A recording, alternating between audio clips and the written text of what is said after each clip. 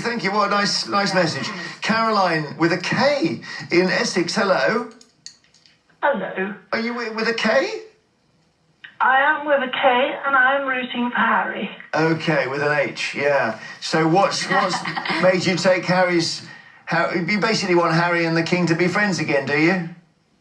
I most certainly do, and I think William is very much responsible for Harry and Meghan's ills. There is a very strong argument. Prince of Wales. I think you might be right. I wouldn't be at all surprised if he is sort of sorting it out to the press. Yeah, I think what happened, I've always thought this, is that when Meghan and Harry got married, it was such a wonderful day for the whole nation. We all kind of fell in love with them. I think that William and Kate started briefing against them. I really do. William and Kate and I think it went out of control. It went out of control. Meghan is so articulate. During a recent episode of the Jeremy Vine show, a caller made headlines by boldly calling out the unfair treatment of Prince Harry and Meghan Markle, and pointing a finger directly at Prince William and Princess Kate. The discussion, which quickly gained traction online, exposed what many have long suspected, that the relentless negative coverage of the Sussexes was not simply media mischief, but a carefully managed narrative coming from inside royal circles. The caller passionately expressed frustration over the years of hostility Harry and Meghan have endured from sections of the British press. They pointed out that this campaign of negativity didn't just appear from nowhere. It was encouraged, perhaps even orchestrated, by those closest to the royal family. The caller went on to say, "And that coming from one of Meghan's tormentors, they all see it, they've seen it from the get-go, and every now and then the truth slips through." It was a statement loaded with emotion and truth, a reminder that many people have watched this unfold and can see beyond the glossy PR facade. The caller's voice represented those who've grown weary of the double standards, the cruel coverage, and the constant vilification of Harry and Meghan simply for choosing to live their lives differently. Then came the moment that truly surprised listeners. Jeremy Vine himself agreed. The veteran broadcaster, often seen as part of the traditional media establishment, didn't shy away from the claim. Instead, he reflected openly. When Harry and Meghan got married, it was such a wonderful day for the whole nation. We all kind of fell in love with them. I think then William and Kate started briefing against them, and it all got out of control. Those words struck a nerve. Coming from someone like Vine, who has not always been sympathetic to Meghan. This was a rare admission that the hostility Harry and Meghan faced might not have been organic, but encouraged. His comment acknowledged what many have long argued, that once Harry and Meghan's popularity soared, the institution began to see them as a threat rather than an asset.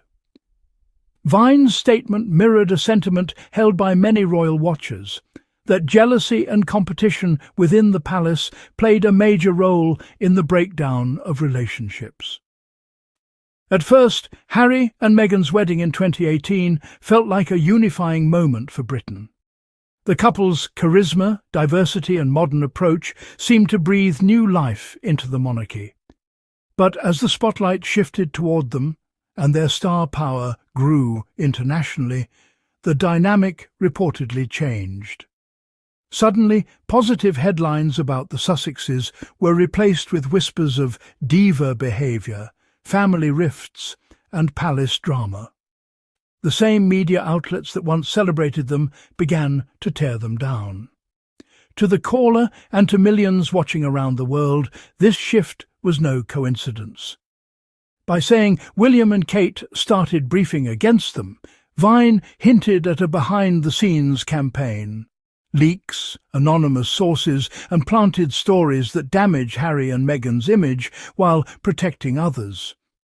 The host's candour, coming from someone often viewed as part of the British media's mainstream establishment, felt like a moment of truth slipping through the cracks. The caller's point was clear. Everyone sees it. The hypocrisy, the double standards and the bias have been evident for years.